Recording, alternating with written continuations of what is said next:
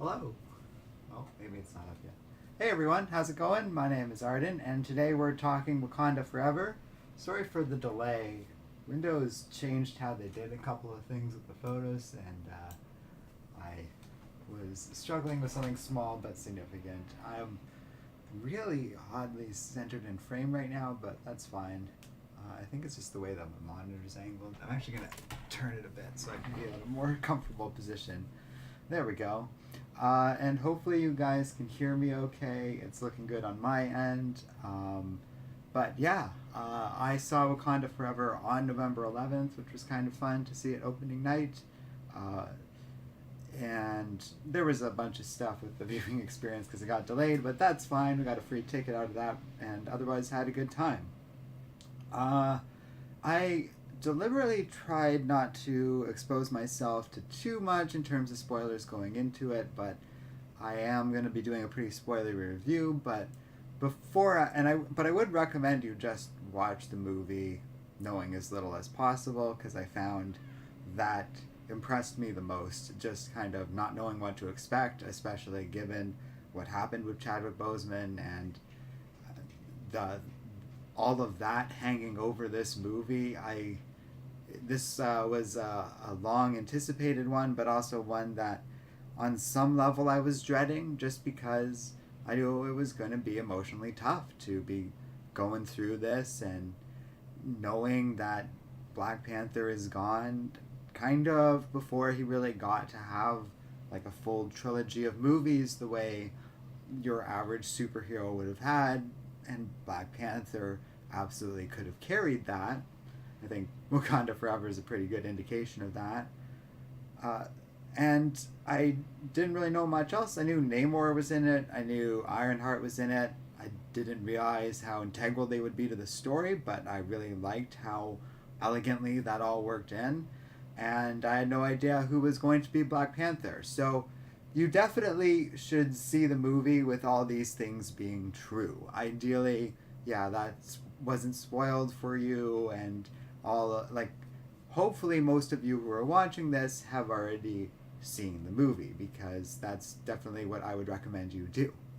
But beyond that, I definitely have to say I was impressed. I liked just about everything about the movie, although it does feel a lot like the first Black Panther, where it's really strong, and it's just such an interesting movie in terms of creating this world, how that world fits, like how the nation of Wakanda fits against the context of our real world history. And there's a lot one can glean from this movie, just like the first Black Panther. A lot of introspective moments, especially in the first like 2/3 of the movie, as we're dealing with the passing of Black Panther as we know him, and a lot of kind of focus on the question of what now for this country. It's deeply sad and tragic because of all of that, but like the first Black Panther, in spite of like all these interesting elements and stuff, we do kind of go for a very typical kind of comic book movie ending, where we have a big fight and there's a lot of CGI and everyone kind of comes together to do a little something. And I think that's where the movie is a little more limited. I do enjoy aspects of it, certainly, including that ending, especially the final fight between Shuri and Namor was really compelling and well done, and reminded me a lot of T'Challa and Killmonger from the first movie.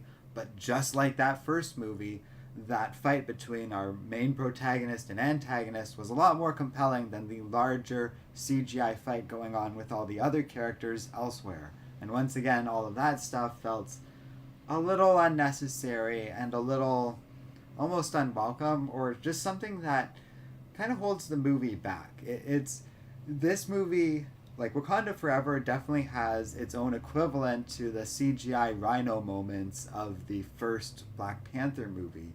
And in both cases, neither is enough to derail the entire film, but it absolutely is a limitation that is starting to apparently be this consistent pattern to Black Panther movies.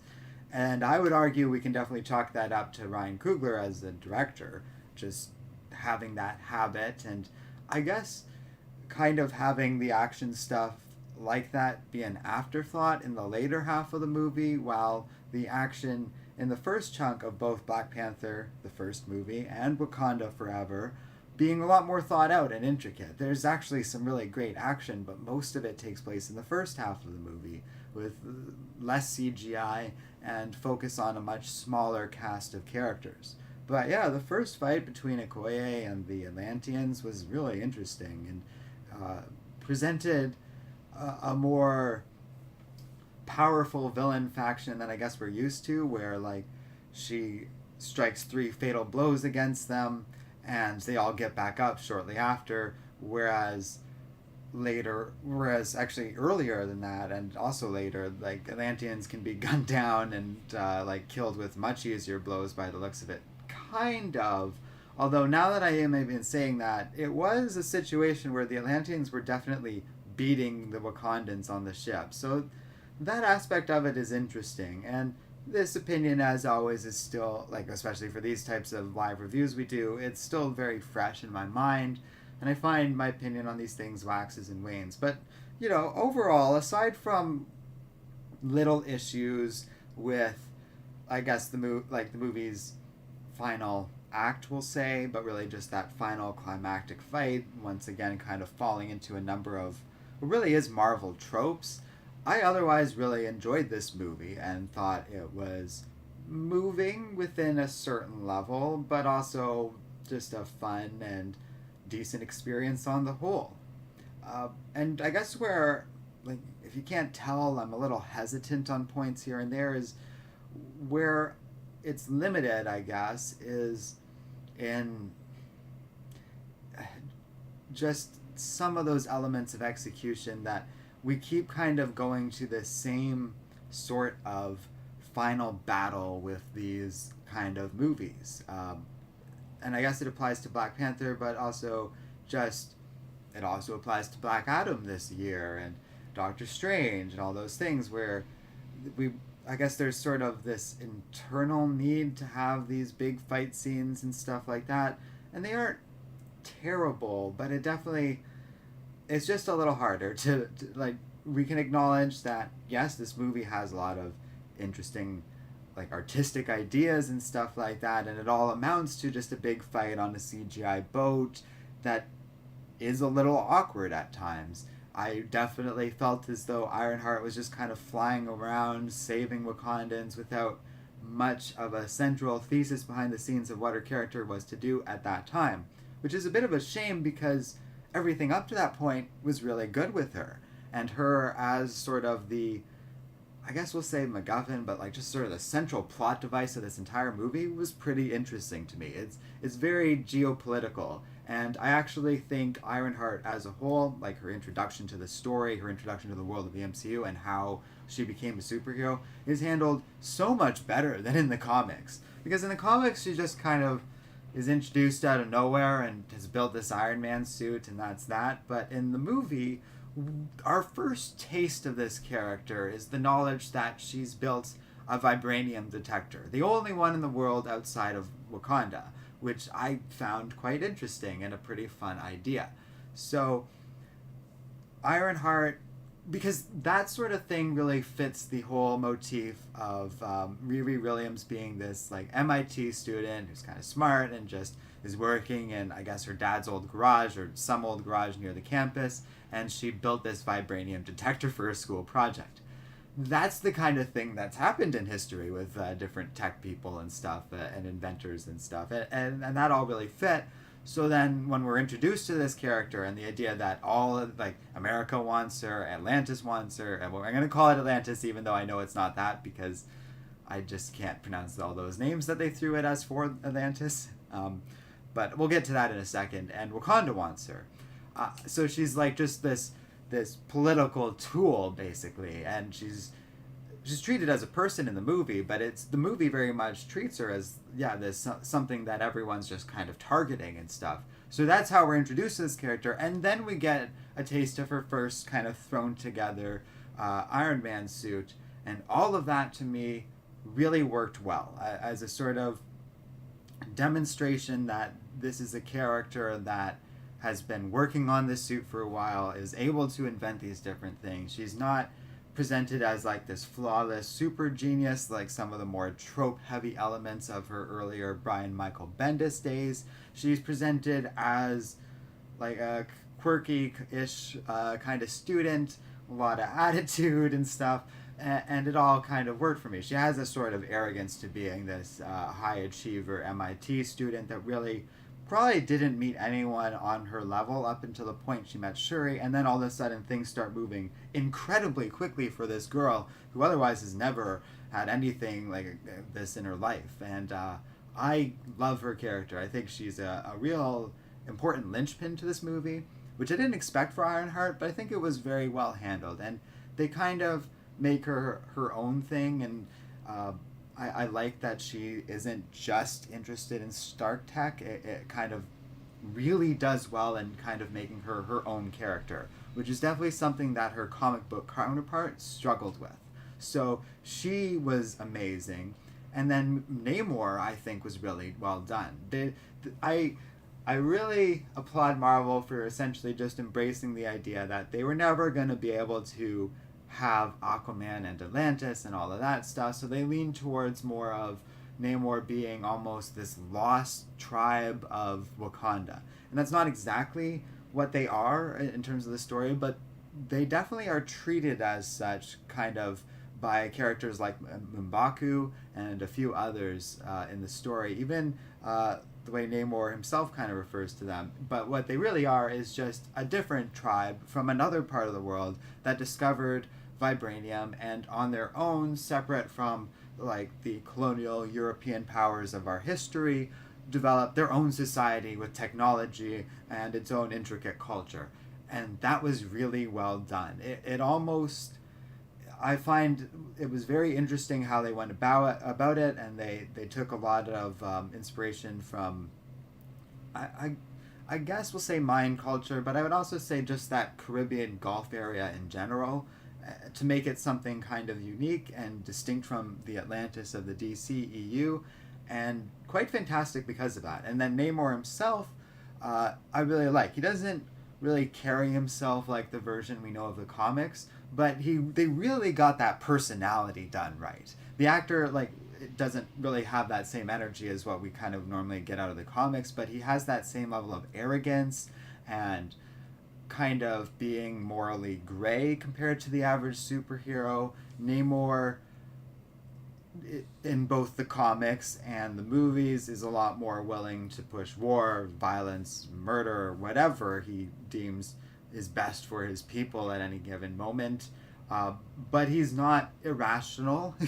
He is reasonable, and he's also a mutant. And yeah, I had a little smile on my face when they dropped that line, but I like that. I like how they are introducing characters like Namor and Miss Marvel, characters who, in Miss Marvel's case, they are retconning her from being inhuman, but in both situations, they're definitely like those sort of mutant adjacent characters that very much exist in the comics, but aren't going full-fledged X-Men quite yet, even though we are so clearly taking steps in that direction, and I quite enjoyed that they are name-dropping mutants left and right.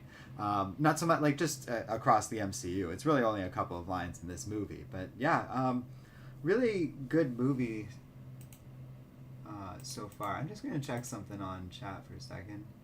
Oh yeah, okay. I hope that's working. It had. Oh man, yeah. I was gonna say I haven't seen anything in chat, so let me catch up here. Tevia, Shadowcatcher, Jam Calax Pizza. Yeah, a bunch of our regulars are here. That's so funny, but that's good. So, because for the first 15 minutes or so, that's kind of my independent thoughts of the movie outside of chat. I have more, but we'll start to introduce what some people were saying. Tevia saying, I saw the movie yesterday. I know this is bad timing, but I was just wondering how you feel about Kevin Conroy passing away, because that broke my heart. I kind of figured that would come up in this stream. It's certainly sad. Like, I was so bummed out Friday when I heard that. And I kind of, in my mind, was going to stream about Wakanda first, and then we probably will do something dedicated to Kevin Conroy. That's kind of my next project after Wakanda. But it is relevant in that watching this movie after learning about that led to a very sobering, reflective weekend. Because, yeah, we lost Chadwick Boseman, we lost, obviously a long time ago now, but this movie's all about that death. And that's actually my favorite aspect of Wakanda Forever, by the way, is this movie very much, it isn't so much about being mired in grief, it's about healing from it. And it was very nice to watch that movie, especially in the wake of yet another death of this legendary, meaningful performer, a performer that I've met and spoken to. He laughed at what I said, like I was after I made a joke, and I say that not to brag, but because it hurt. It hurt to hear that news, and I think I kind of needed a movie like Wakanda Forever.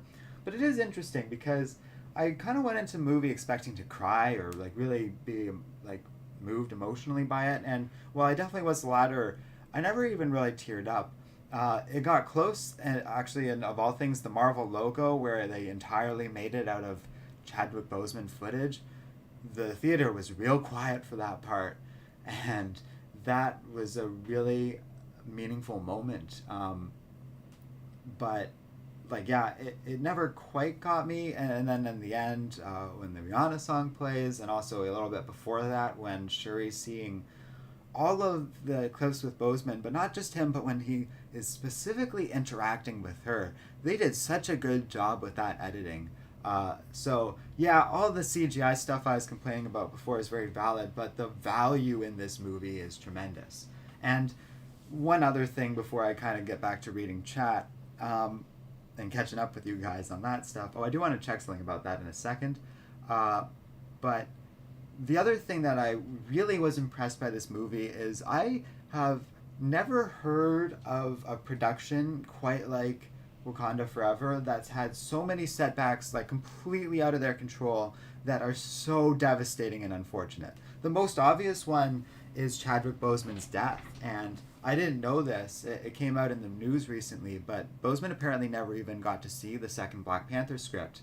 You can kind of see it in the writing of this movie that there was an original version of this with Boseman, and the idea of him interacting with Namor and him having that big fight with Namor at the end, probably with the same outcome of Namor ultimately being spared as part of this like arc of T'Challa being honorable and Shuri ultimately kind of taking up that honorable tendency too.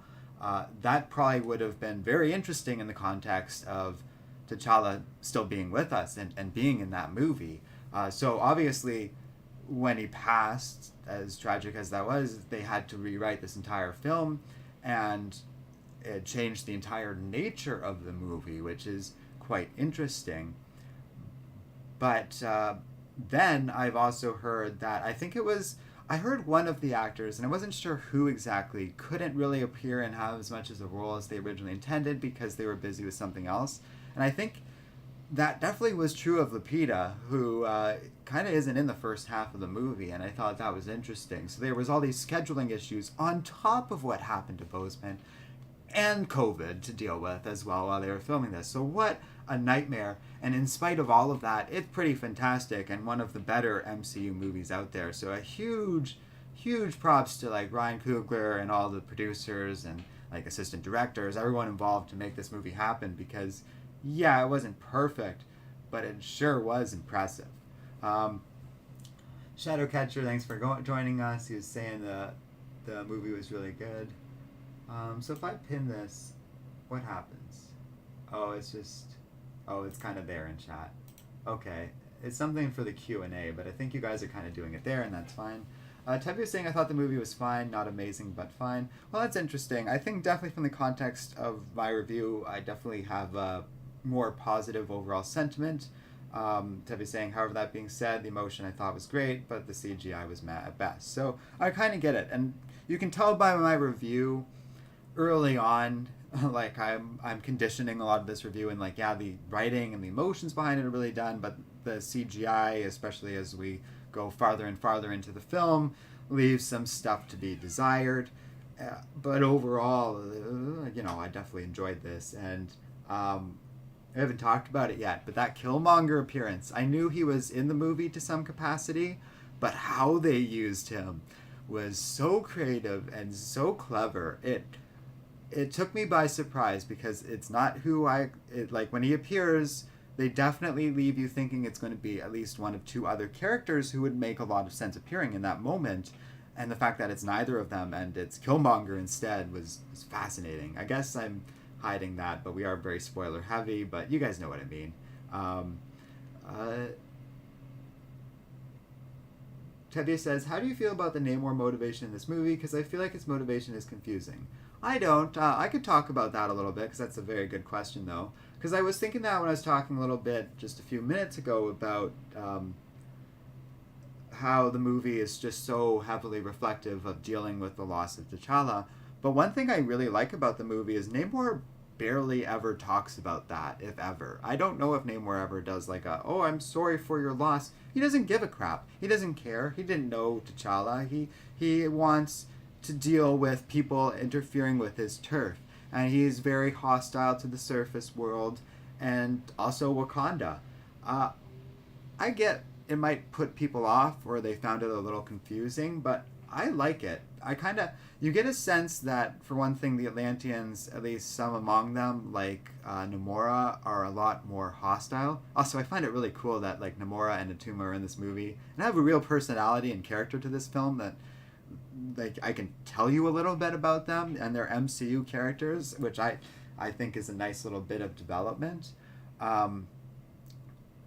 But I thought that the way that they kind of are only concerned with like what's politically relevant to them reflects the fact that they learned to just hide from humanity, kind of just like Wakanda. And the first thing he asks Angela Bassett's character, and I forget her name, but we'll just call her that, is why did you reveal yourself to the outside world? Like, why would you do this thing? Because he can't, it's the complete opposite of what he wants. The Wakandans, to their credit, very much try and respect his desire for secrecy, and I think maintain it on his behalf, at least for now. But he will protect it, and quite violently at that, which I find interesting, and we'll have to see where that goes. But there's a lot of potentially interesting things with that. To me, that motivation made a lot of sense. The first thing he saw the surface world was slavery in like the Dutch colonies down there, I assume, or whatever that was supposed to be exactly. I don't know my history well enough to be firm about that, but I think I'm right. It's either Dutch or Spain in like that specific peninsula area, and I don't know enough about European history to know exactly what that was supposed to be, but of those two. But either way, or maybe it was Portuguese even. Whatever European force was there, that was his first taste of civilization, and since then, Namor has probably experienced nothing but like war and pollution from humanity. So I kind of understand it. One could easily argue that like they didn't really slam that stuff in your face, but clearly it was a pall hanging over Namor's behavior and even general desire to wage war with the surface, because with the ocean acidifying the way it is, like humanity pretty much is a genuine threat to somebody like Atlantis, and they can easily clobber them because of how powerful these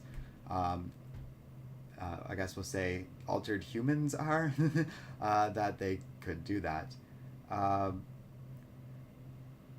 Tevia says, yeah, Ironheart introduction to the comics was also a mess. Yeah, referring to what I was saying. And Jam Kyle, thanks for joining us. Tevia saying, I hated Bendis as Riri Williams. It was so bad. Oh yeah, that's fair. I actually misread your thing, but I definitely agree that she was done particularly well compared to her comic book counterpart, and she was fun. I like how they included someone from America in the story again. I think that's kind of valuable in having like an outsider's perspective. Last time it was more Martin Freeman's character, but this time he's more on the American side of things, trying to maneuver politics, but also kind of have Elaine Benes' character doing stuff with Julia Louis-Dreyfus, and that all worked together.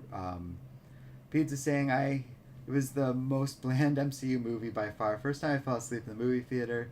Ironheart looked ridiculous. I mean, I disagree on several counts, but okay. Uh, Jamcow was saying, I would have upped the tech more of Talocan beyond the giant nightlight and water balloon of doom. Oh, that's fair. I kind of liked how like, they're a society that clearly has a certain level of technology that's quite interesting with the light and stuff like that, but they also, because they're so strong, don't really need to rely on more advanced weaponry. So the impression I got was, yeah, their technology is more limited and stuff, but I had a lot of fun with them scooting around on whales casually and stuff like that, using them in part of their warfare. Uh, yeah, I kind of got the impression while I was watching this is like, not everyone's gonna enjoy this, like Black Adam or whatever, and to each their own. But uh, it was, well, here I see something in chat about that. Jan Cal saying the grief of the actors truly shine through in a cathartic way. I will give the movie a clear A plus in that part. I did make it. It did make it through the finish line at least, even if it hobbled through in most ways.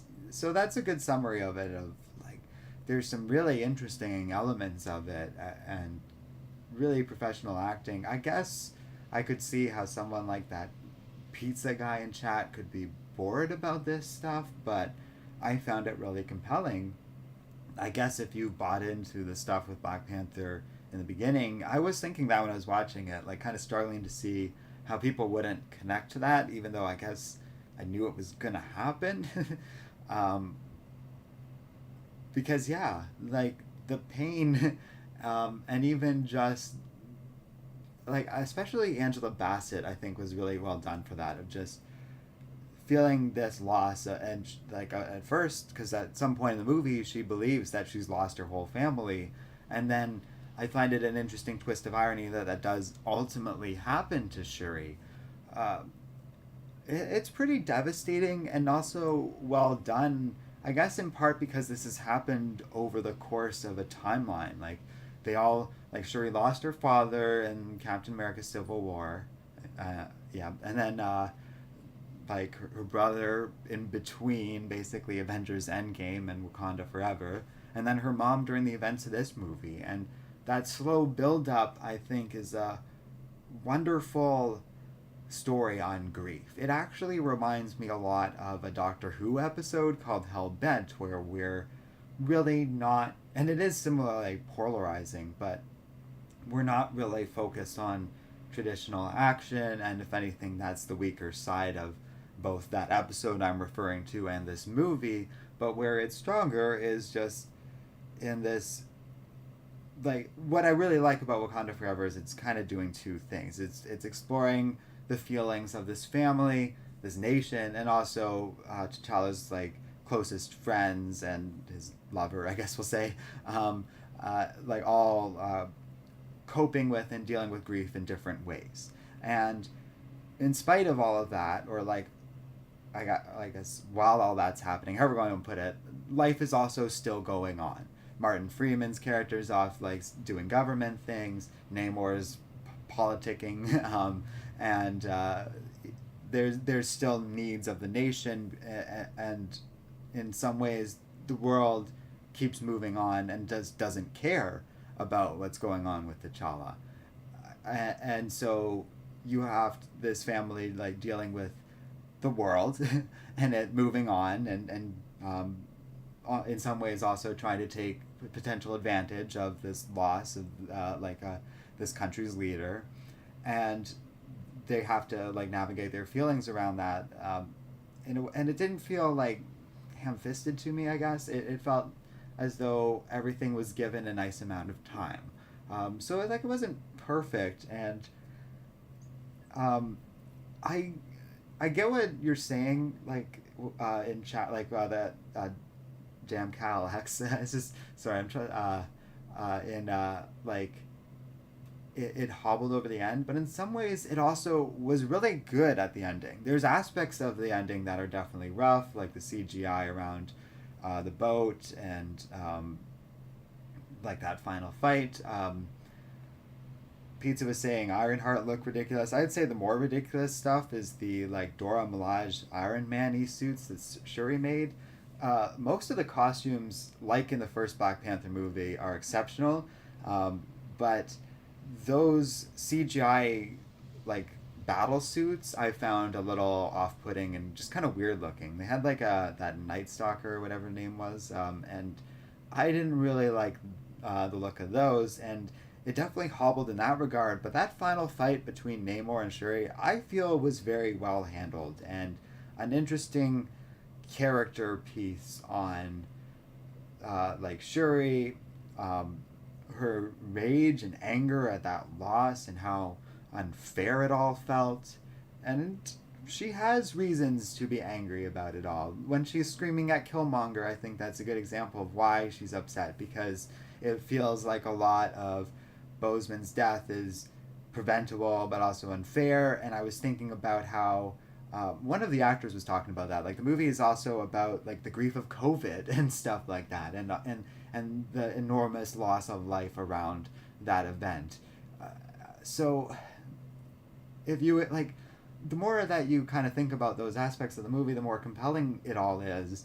Even aspects of the ending, as much as some of it's weaker, like I thought that post-credit scene was great too, because it fits that thesis I was saying about like the second thesis of the movie, that life goes on and T'Challa even has an heir, which is an interesting little detail and potentially opens the door for some sort of new Avengers-y stuff down the road or something. So I quite liked a lot of the movie.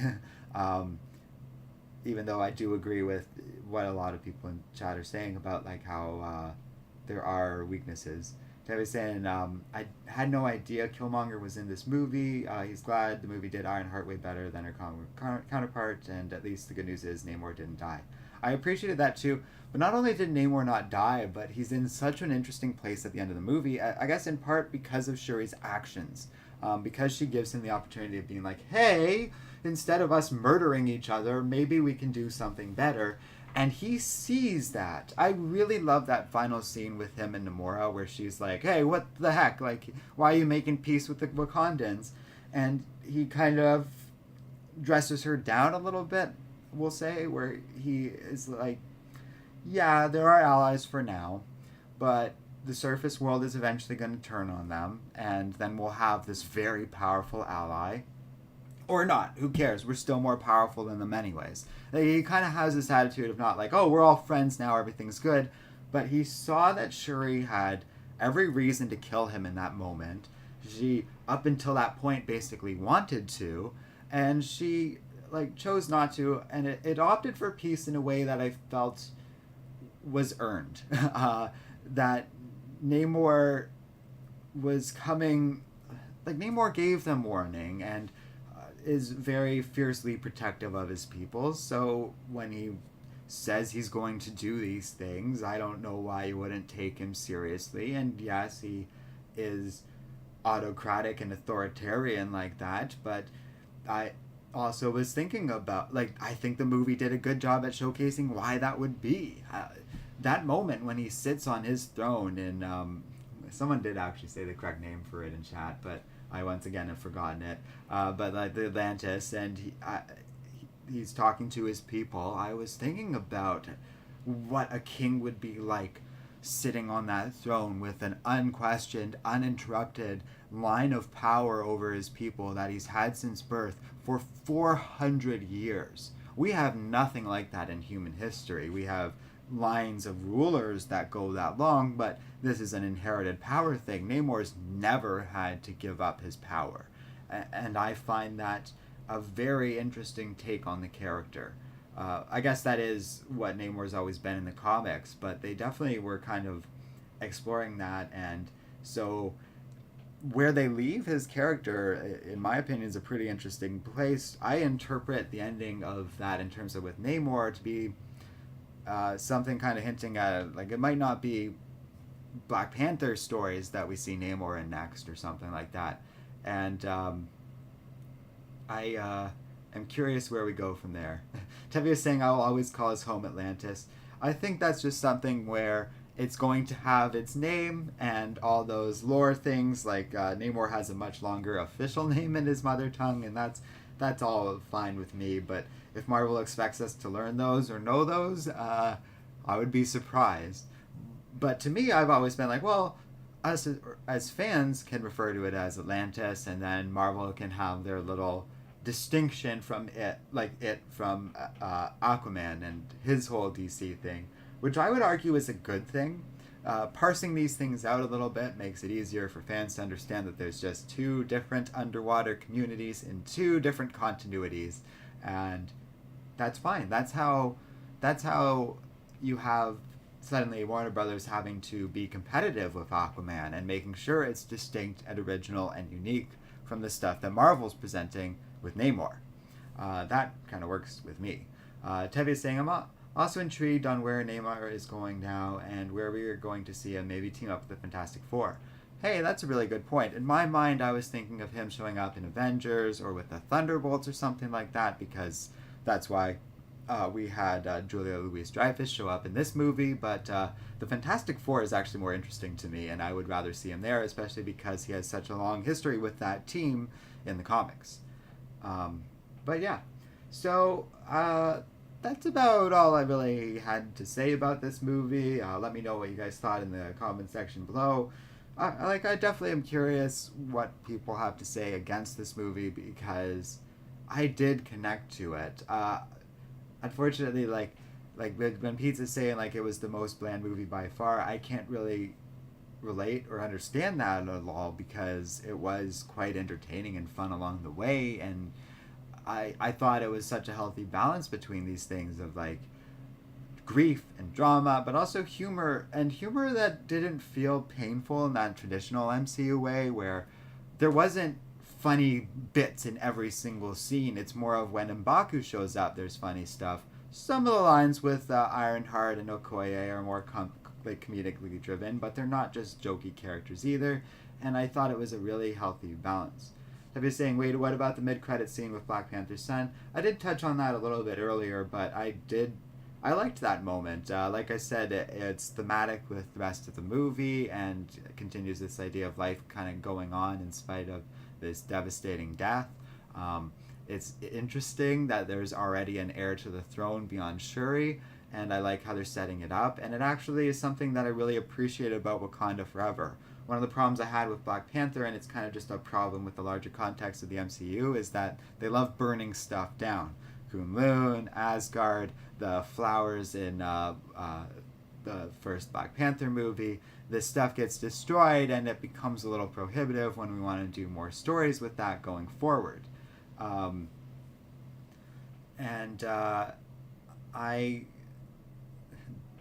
Bibby's saying, how did Shuri become an amazing fighter all of a sudden like the females in the MCU?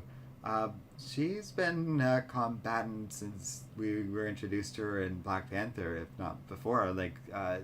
That's just something that we've seen, because she had that whole little knife thing going on, and I think it's just part of her training, and also even just as a potential Black Panther candidate, being part of the royal line. And, I'm sure the superpowers helped. In reality, Namor did kind of basically kick her butt up until she got those powers. Like, he really didn't have a peer in terms of strength, so I quite enjoyed all of that. I don't know why. Well, I guess that's an interesting. You know what? Yeah, why not? If we're gonna go down that route, I will say, yeah, it doesn't surprise me that there's certain people that are gonna nitpick some of those things, but there's always gonna be some people who don't like those things. Tebu's saying Namor did stab her, and that part is interesting. My girlfriend asked me about that when we were leaving the theater, about how she was able to survive that, and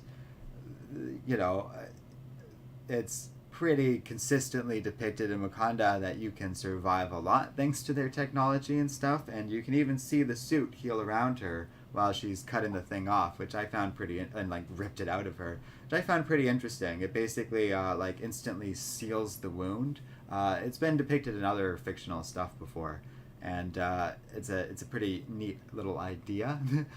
Even if it obviously is fiction, it's like, well, if you can accept the flying ships and space aliens and the Infinity Gauntlet and all of that, that is well within the bit of plausibility. And that's, I guess, part of it too. Um, yeah, Jam Cal saying nano machine, son. Yeah, and I mean it's pretty much that. But it also kind of gets into what I think Tevye was also getting at is like she wasn't this amazing perfect fighter. She's above human average, but certainly definite like average from what we see of the average Wakanda soldier. It's pretty consistently shown that she's no Okoye, for example, and I like how all of our Wakandan female leads each have their own strength. Angela Bassett's is politics. Lupita's character is like the spy, and she does have like she's not in the movie a lot, and like I said, that sucks. It just was some unfortunate behind the scenes stuff, but she's like infiltrating Atlantis and has that cool drone thing that also is some sort of underwater scuba vehicle. It was neat. And Okoye is the fighter. Okoye is the one who got to have that fun rivalry with Atuma and has been well established, which is like I was kind of saying that about humor near the end of the review just a couple minutes ago about that's a real strength of this movie is not every character is just out there doling jokes. Angela Bassett isn't cracking wise with the UN. She's dressing them down and borderline threatening war if France pulls some of that stuff like Black Ops stuff they were trying to pull against Wakanda again, and I was with her on it. I don't know what the heck France was thinking, but they're lucky that she didn't return the mercenaries' heads, like, and they all came back alive. It was an interesting show of power, and that was really cool stuff. But yeah, every character got to kind of do their own thing, and M'Baku, he kind of is the character making jokes, but hey, he's really funny. Like Winston Duke's great like that. I'm pretty sure that's the actor's name. And B, he got to he kind of fell into a very interesting role over time and might very well be the leader of Wakanda going forward, question mark, based on the ending, which I find kind of interesting, of Shuri potentially not taking the throne. And I might argue M'Baku is the better leader and might be a little more politically savvy. That's not really Shuri's strengths either. So the use of each character kind of playing to their strength, and even when they go, and I love the line of, "Oh, we're gonna go see my favorite colonial," and they go see like Martin Freeman. He gets to kind of do his espionage thing and has an interesting role, and I love how he's basically a fugitive that is probably just gonna join up with the Wakandan people now. And it's like, good for him, man. I would rather live with Wakanda out of all the countries on Earth in the MCU. By far, I think that's your best option. Yeah, and Tevye is just kind of...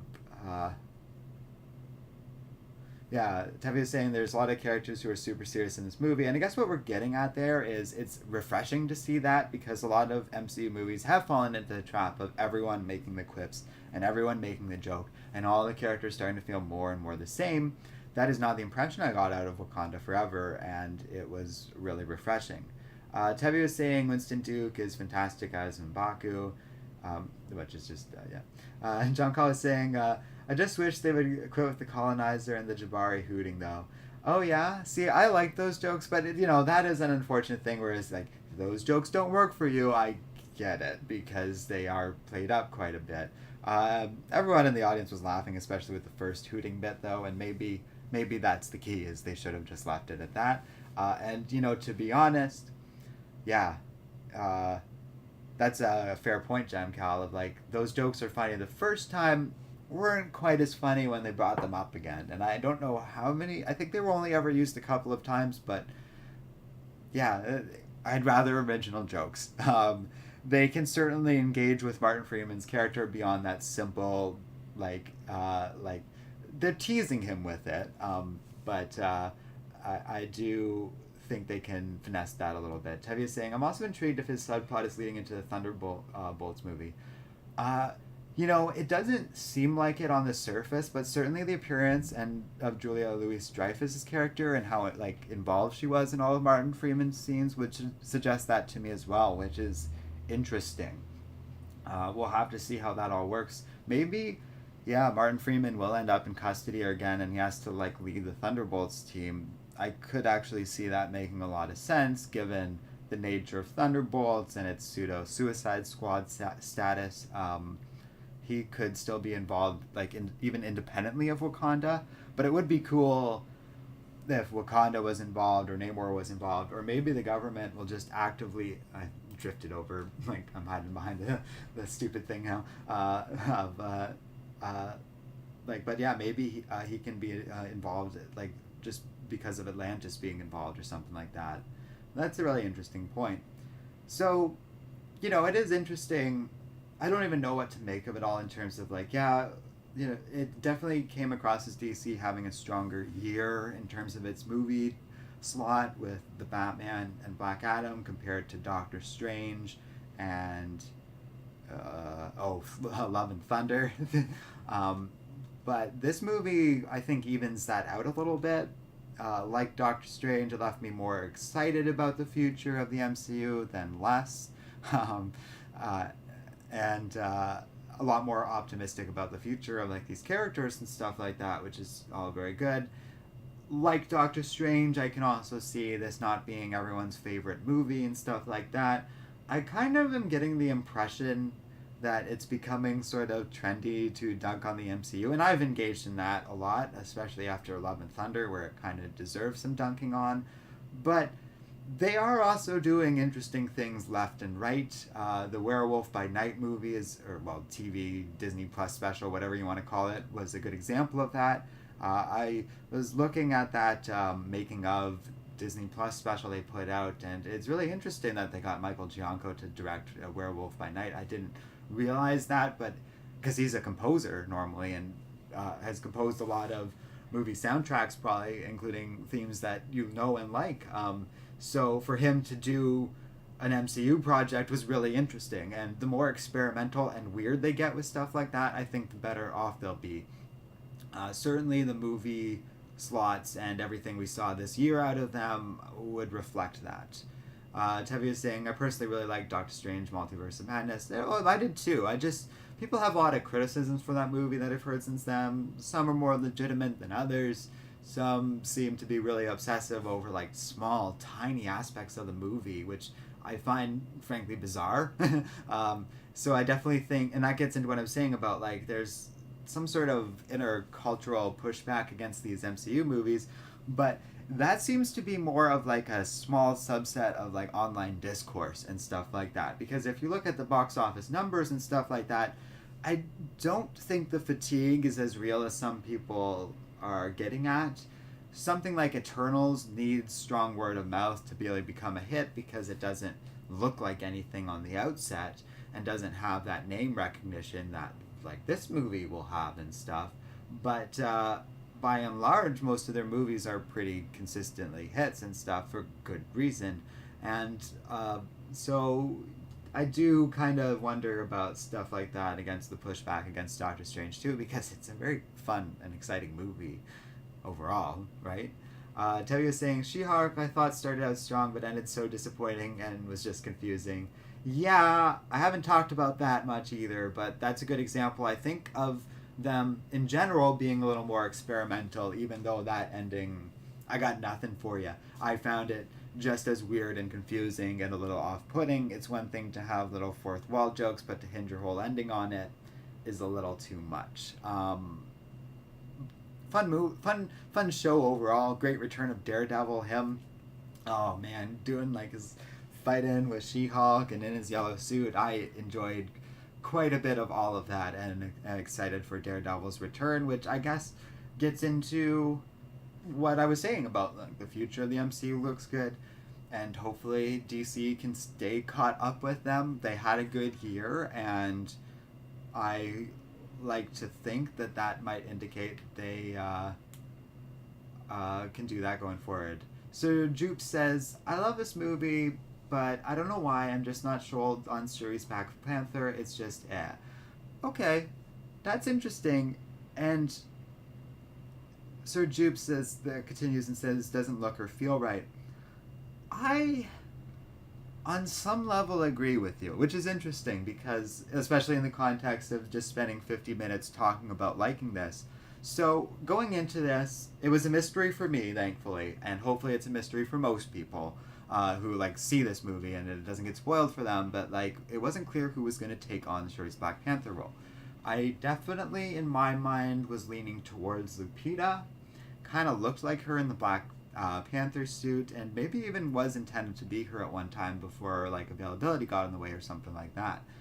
Uh, Personally, it feels like her or Okoye would have been strong Black Panthers, and Shuri is a little awkward in the role. And I was thinking specifically when I was reading Sir Jupes' comments there, because like you'll notice I was like pushing back a little bit about like her fighting technique, but where I think what Jupes is getting at and why he's having trouble placing it, because I've had this issue before, is I think it's a bit of her acting. Now she's really good, openly grieving about the loss of her brother character, like doing sciencey stuff, and even like kind of like meeting Ironheart, for example, and a lot of those scenes in MIT. She's really good in that context. Where I think her as an actor struggles a little bit is at the end of the movie when she's with Namor on top of the thing. And keep in mind, like, she's just surrounded by blue and green screen or whatever they're using at the time. And she's shouting, like, Wakanda Forever and stuff like that. Compare her Wakanda Forever to how Chadwick Boseman would deliver that line and do those powerful moments. And she's a little, and Sir Jupes is saying, like, a little awkward. And I think that's the problem, is she's not quite suited for that role, but I think it's suited for that role yet, because part of the impression I got from the movie, and even it's kind of interwoven into the narrative, is she's growing into this role a little bit.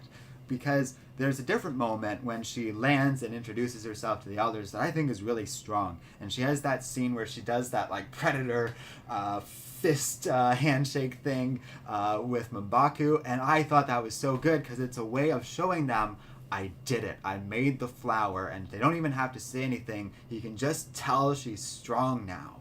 And that I think was really good. And even like the way she's acting in that scene, it conveys it really well. So she has that power to her, and I think she can, and maybe even the writers just have to learn what kind of actor she is as Black Panther to sort of tweak it a little bit towards this. I think she can grow into this role, and it's something that she was never cast for, and something that she's kind of adapting into. But I'm optimistic about it, but I definitely recognize what Sir Jupes is saying there, and you know, it's a great movie, but that is an aspect of it, and it's something I hope that they can lean into and grow around a little bit. Tevye says her talking to Killmonger was really awesome. That's another solid example of her being powerful and showing that power against somebody. And yeah, Tevye is saying, and did we get an excellent battle of the Super Sons movie, which made me so happy. Oh, that's cool. I didn't know that was out. I'll have to watch that. I haven't seen that yet. I haven't seen that Super Pets movie either. Mostly just because I've been putting it off. But I don't know much about it and whether or not those are good. But I'll have to let you guys know what I think. So Jupes is saying, you're right on the marker. The introduction of the Snow Mountains was perfect, but the rest I just wasn't feeling. Namor stole the show. Yeah, it's interesting.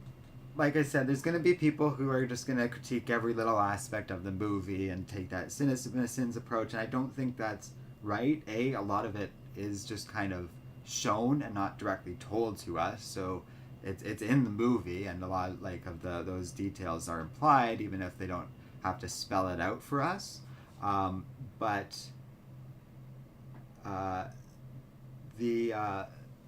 Yeah, and I agree, like, Namor stole the show, and it's something I definitely think they can work on and whatever, but it is there, and there are legitimate criticisms of this movie. I don't think, like, not since watching it or, like, during, I don't think I've ever really felt this is going to be my favorite MCU movie. I'm not even sure if I like it more than the first Black Panther, but it is up there. It's definitely, like, higher tier, in my opinion, out of the MCU ones, although I always try and remind people, like, my opinion of the MCU movies as they relate to each other is constantly waxing and waning. When I rewatched them with my girlfriend Sabrina, like, it really changed my perspective on some of the earlier MCU movies as not being as, like, bad as I remembered, and that makes it really hard to judge them all. So it's a mess. I don't, like, actually truly know how they rank against each other anymore. In part because you have, like, a movie like this is just so different than every other MCU movie. But that's also what I love about Black Panther in general.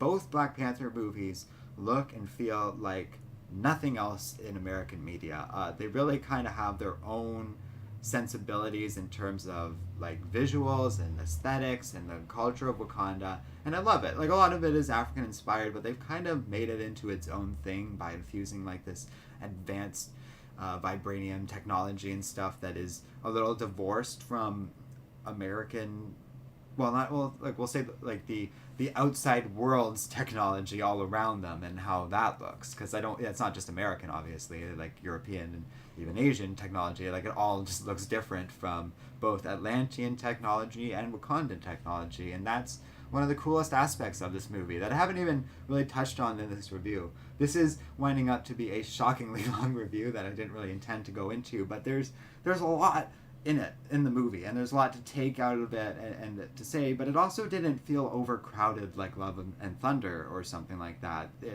It was pretty easy to follow, and maybe to the point where, you know, like some people were saying in chat, where it was a little boring for them.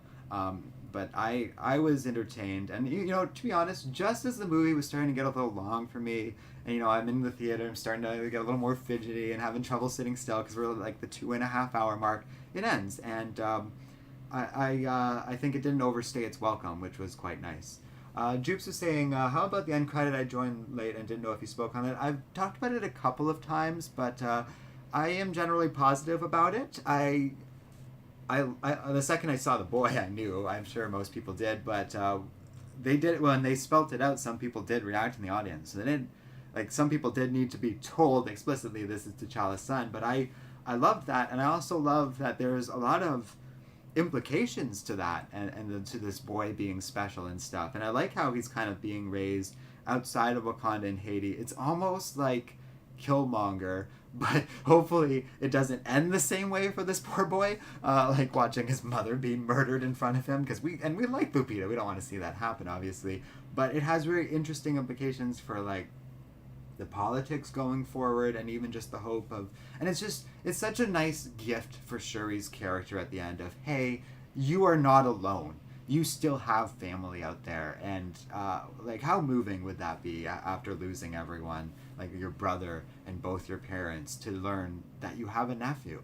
I thought I will, and so much credit to Marvel for it not being like this big, like, unless I missed an end credit scene, but unless like there's this big like build up to future content, it felt more emotional and a really nice coda for the film.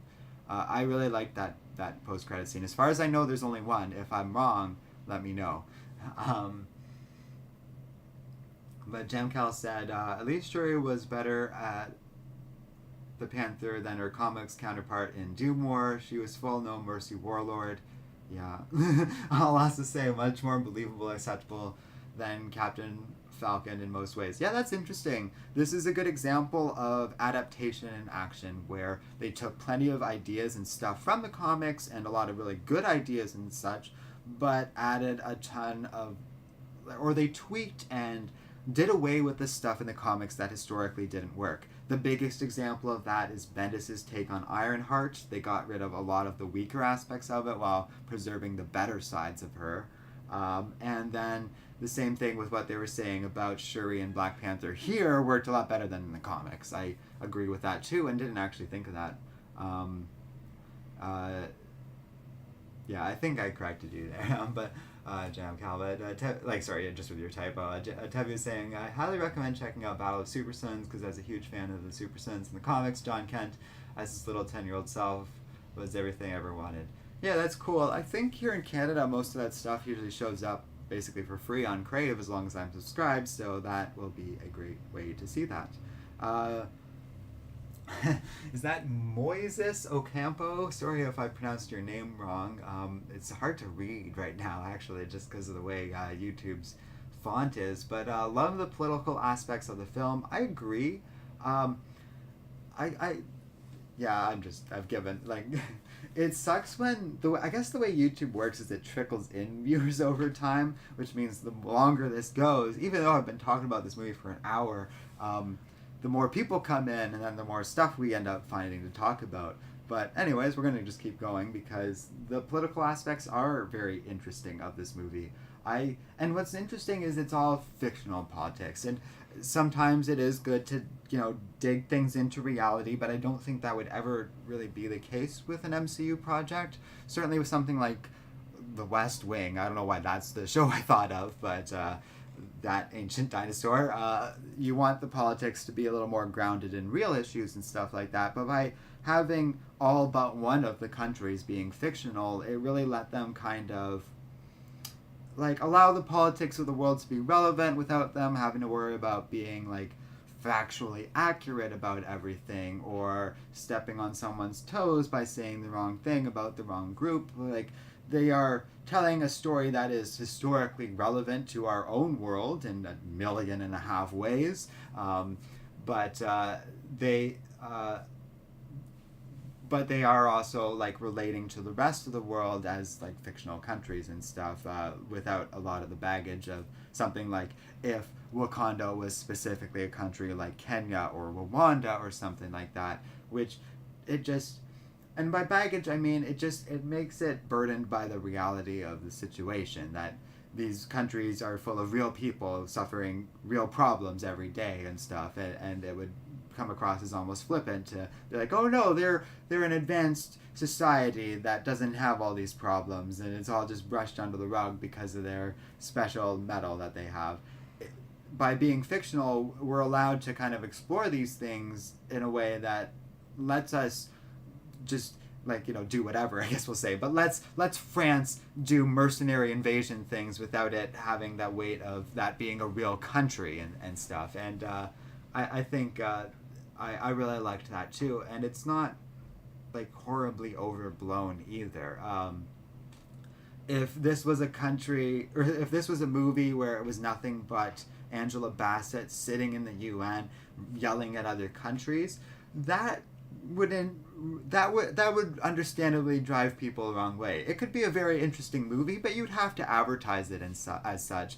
But in reality, it's really only a couple of scenes where they're doing that, and I think it's that much stronger because of it. The politics of the film doesn't really end there, but I think it's a really healthy balance between all the emotions that this movie has to deal with, the actual action-y comic book plot, and the politics as he described. So Jupe says, you make good points and your remarks are valuable. Good stuff, man.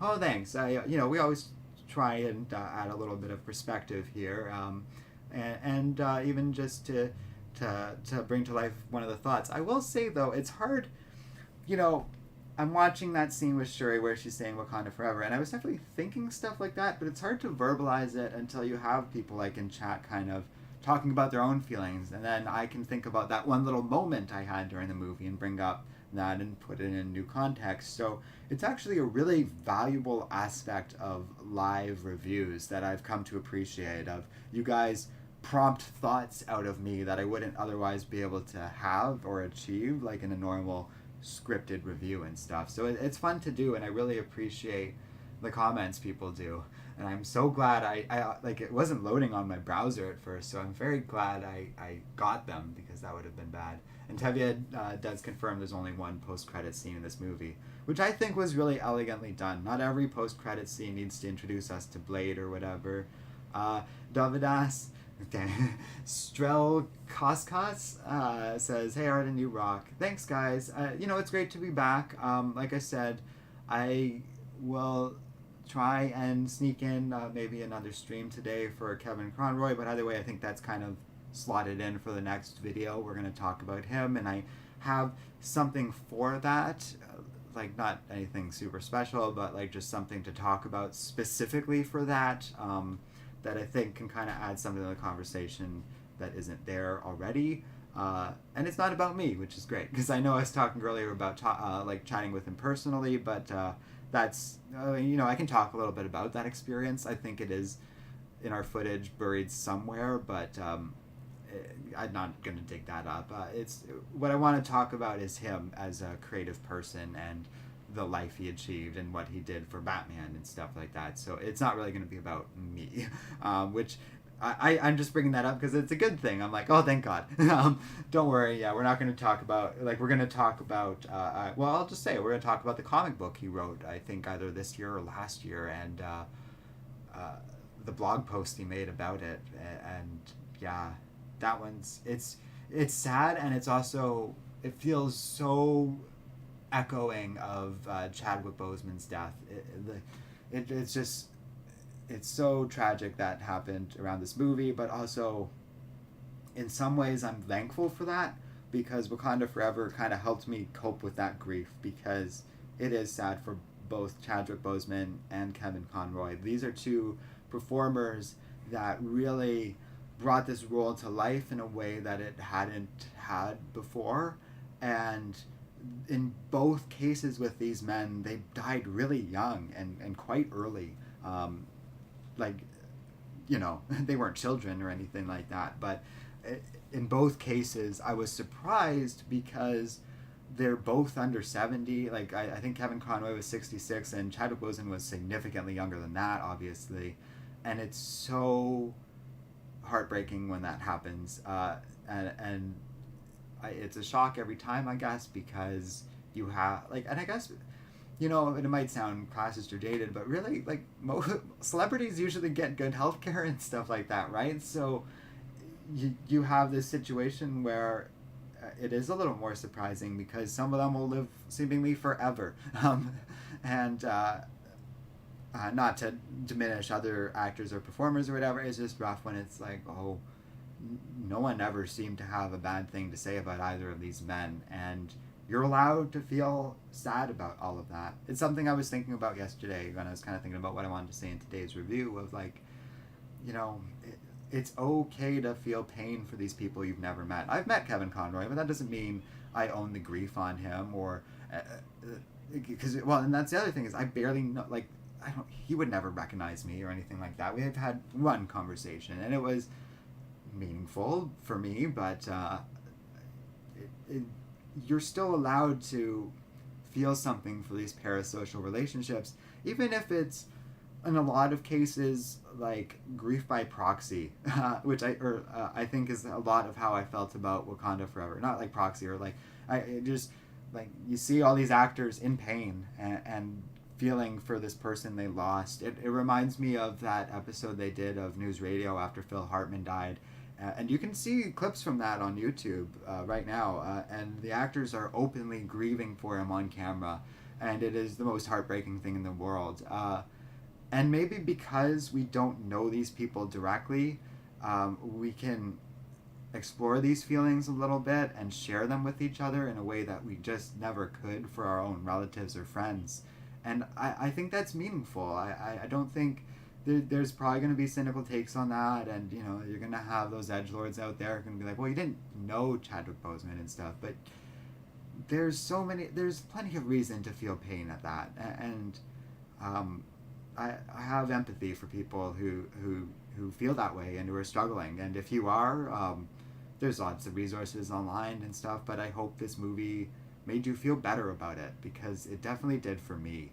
And that, you know, take aside all the CGI nonsense, and I agree that it leaves a lot to be desired here and there, I will always appreciate the movie for making me feel that way, for making me feel better about something that was hurting me, you know?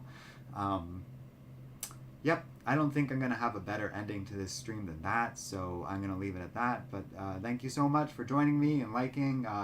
You know, I keep promising to try to be as on top of these streams as possible, and keep hoping that that will be the case going forward. But I have also been working on stuff and do have a cool recording that hopefully can be turned into a whole video going forward. So hopefully this will be a fun week for us and stuff. And yeah.